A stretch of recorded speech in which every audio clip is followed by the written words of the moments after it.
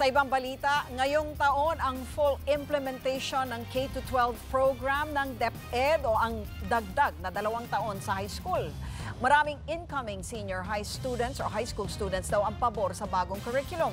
Umaksyon si Maricel Halili. Sa pagbubukas ng klase ng ilang pribadong paaralan, sinimula na rin ang pagpapatupad sa senior high school o ang dagdag na grade 11 at 12 sa halip na dumiretso sa kolehiyo. Resulta ito ng K-12 program ng Department of Education. Bagamat nakalatag na ang curriculum, nangangamba pa rin ang ilang eskwelahang hindi nag-aalok ng kursong pangkolehiyo. Posible raw kasing may mga subject na nalaktawan o di kaya ay 2 beses nakuha ng ilang high school students. Nahihirapan ang teacher kasi most of the time kailangan i-review. Kasi ganyan, may mga na-miss na topics or may gaps nga na nangyayari. Sa bagong curriculum ng K-12, may 4 na tracks na pwedeng pagpilian ng mga estudyante pagtungtong ng senior high. Ito ay ang academic, technical vocational livelihood, sports at arts and design.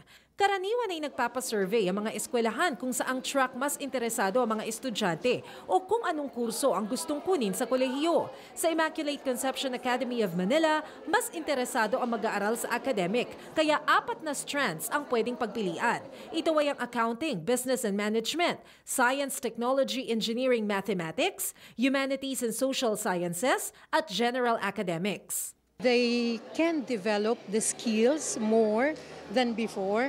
Kasi before, it's up to here.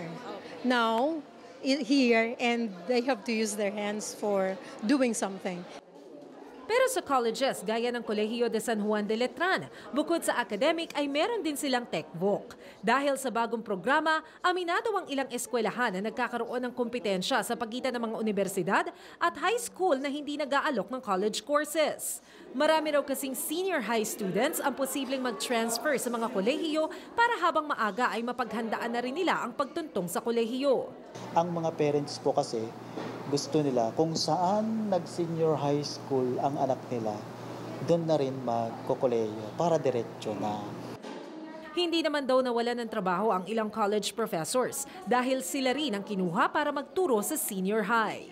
I have to be a little bit or more strict, okay, in terms of discipline because, I get to be blamed if I don't take care of them.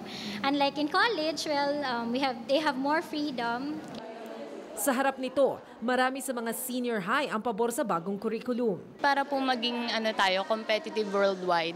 Yun po kasi yung dahilan ko kaya po yung mga OFWs, hindi sila makakuha ng maayos na trabaho. Yung iba, nag-change sila ng course nila or nag-shift sila sa ibang course kasi hindi pa sila sigurado dun sa course na gusto nilang makuha bago sila pumasok ng college. Sa K-12, na-ready na tayo dun sa course na gusto natin kunin.